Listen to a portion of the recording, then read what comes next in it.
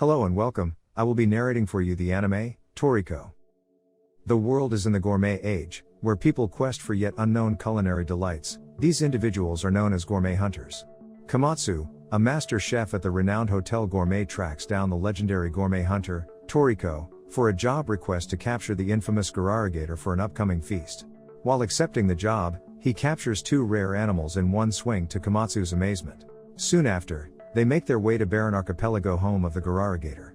Most creatures have capture levels given by the International Gourmet Organization, also known as EGO. A capture level 1 creature indicates that it will require 10 pro hunters to take it down. Their target is a capture level 5. As they make their way through the island, Komatsu gets scared, but Toriko uses his intimidation to frighten the majority of the animals they encounter. The hunter suspects that the apex predator on the island is definitely over a level 5, as the other animals are showing uncharacteristic behaviors. Night falls and the duo camp near a river when a swamp snake springs out the water with huge bite marks, but it dies shortly after. Soon after, the gaurarigator emerges from the swamp, and it is bigger and older than expected. Its estimated capture level is 8. Toriko engages the beast, ultimately defeating it using his signature fork and knife. They quickly prepare the meat and feast on it while Toriko reveals his dream to complete his full-course meal. Unbeknownst to them, the sinister Gourmet Corp have been spying on the events to make their next move. The following day, Komatsu is devastated when he wakes up to all the meat eaten by Toriko. At a later date,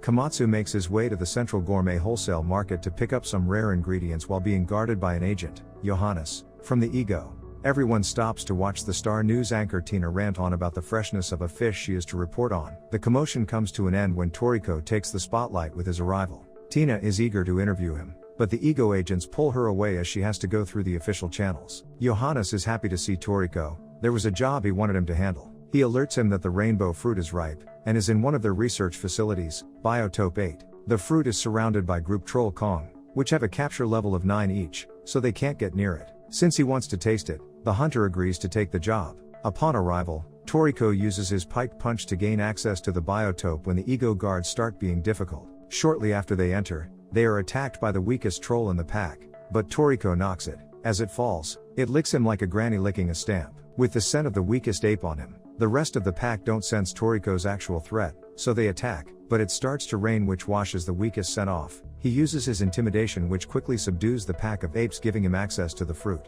Tina tries to capture everything, but she's quickly escorted from the premises. The duo makes their way back to the gourmet hotel where Komatsu prepares the rainbow fruit. When Toriko tastes it, he loves it so much that he tears up and decides to make it his dessert item on his full-course menu. The once-in-a-decade opportunity to capture the highly sought-after puffer whale has arrived. Toriko and some other gourmet hunters make their way by train to the location. Komatsu tags along to witness the technique used to prepare this difficult ingredient. One minuscule mistake while removing the deadly poison inside makes the whole fish inedible. While they discuss, a fellow hunter named Zanj tries to cause trouble in the train, so Toriko de-escalates the situation by giving him some of his drink. Unbeknownst to them, they also give some to the legendary hunter, knocking Master Jiro when he asks. Upon exiting the train, the duo meet up with Coco, a colleague of Toriko's from the Four Heavenly Kings. The legendary group consists of Toriko, Coco, Sunny, and Zebra, who are incredibly powerful gourmet hunters known all over the world over for their great achievements. Coco, who now works as a fortune teller, gives them a ride on his companion, Kiss, to his home where they have a little catch up, but Coco notices the shadow of death around Komatsu but doesn't comment. While the old friends discuss, he reveals his completed full-course meal, which has high capture level ingredients. A hunter must be capable of capturing the ingredients in their full-course meal. It reflects one's strength and personality, but it doesn't always correlate. They later make their way into a cave system which contains the puffer whale's spawning grounds. However, it is also the home of the dangerous devil python. Tina is also on site to document with Zanj. The two are quickly scared off by some level 1 insects. She does, however, put a camera on Komatsu's helmet, so she has a visual on the situation inside. Meanwhile, the trio continue their journey down the cave, where it is revealed that Coco is a master of poison, and can produce deadly toxins from his body.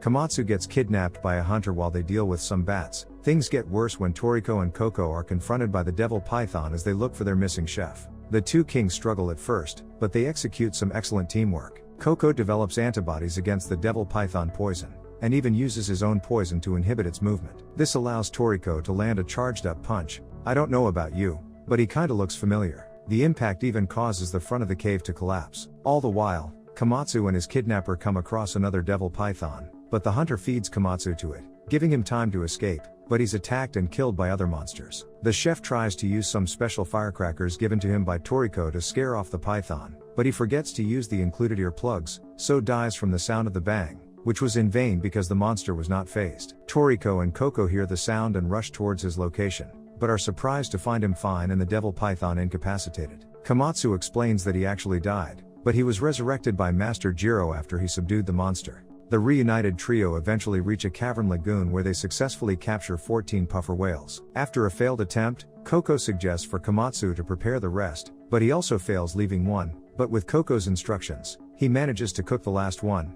They feast on it while Tina vicariously enjoys along with them. They are interrupted when suddenly, a creature with some captured puffer whales emerge from the water. Toriko and Coco prepare for the worst when they sense its ominous energy, but after a brief standoff it leaves without incident. The Ego later come to pick the party up, but Coco takes an early leave on Kiss. Back at her news agency, Tina is scolded and suspended for her rogue antics. Meanwhile at Ego HQ, some higher-ups have a meeting to discuss the recent ingredient thefts and attacks on their biotopes by the Gourmet Corporation. From video footage extracted from Tina's confiscated electronics, they identify the creature Toriko and Co. encountered as a new model of GT robot. The higher-ups decide to summon the 4 Heavenly Kings to handle this new threat and provocation from the core. Toriko is already on his way to Biotope 1 to capture the regal mammoth on the behalf of the organization. Meanwhile, Tina gets word of their travels and also sets off. Upon arrival, the duo takes a tour of the facility and bump into Ego's third in command, Mansum. While he escorts them to the Colosseum, he informs Toriko that the Gourmet Corp are targeting the regal mammoth. That's why they must secure it first. Their aim is to take control of all ingredients in the Gourmet Age. They emerge at the arena which the Ego used to measure beasts' fighting ability and capture level,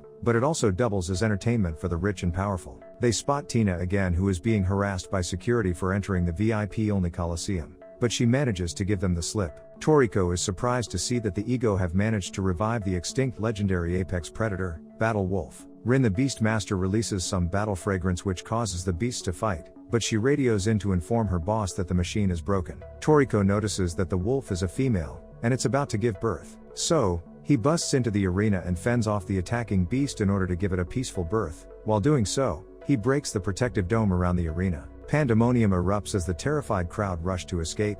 Mansum notices that the president of the Republic of Roto, Dohem, stays unfazed, so he goes to check on the official, but he's suddenly attacked by him. Turns out that it is a GT robot. As it removes its camouflage, Mansum engages it briefly, but he gets knocked back by a blow to the throat. It then turns to the mother Battle Wolf and fires a fatal shot while it runs to comfort its pup. Ren releases endorphin smoke to calm the wolves down as the mother and pup say their final goodbyes. An enraged Toriko attacks the GT robot. As he fights, it's revealed that they are been remotely controlled and the true power of the operator is also transmitted by the robot. Toriko ultimately defeats the intruder. The Battle Wolf pup imprints on him, and he becomes the official pet of Toriko, so he names it Terry. In the aftermath, Mansum decides to treat everyone to his full-course meal. Tina is also given permission to stay and film. As they eat, Toriko reminds him about the regal mammoth, but luckily Sunny was also on the island, and it seems like he's captured it. They later come out to welcome him as he marches towards them with the giant mammoth in hand. It is also revealed that Ren and Sunny are siblings as they reunite. However, Mansum alerts them that what Sunny caught was in fact a baby mammoth, so they have to capture the adult one before the Gourmet Corps. But unbeknownst to them,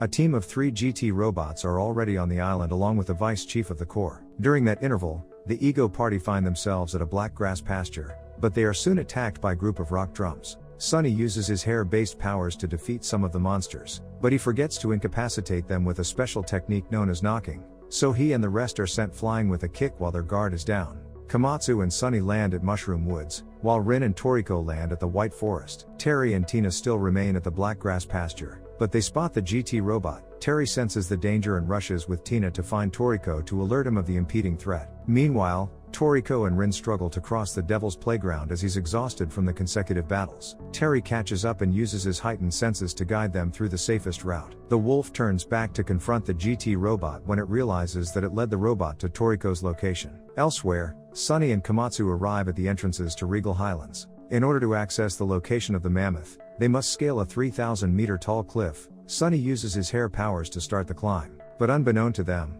one of the GT robots is engaging the mammoth at the top, and has accidentally let it off the cliff. The humongous mammal falls towards Sunny and Komatsu. As they scream, Toriko, Rin, and Tina also run towards the cliff wondering what the hell is going on. This brings the episode to an end. That was a huge cliffhanger. pun intended. Hope you enjoyed it. Please like, comment, and subscribe for more. Thank you.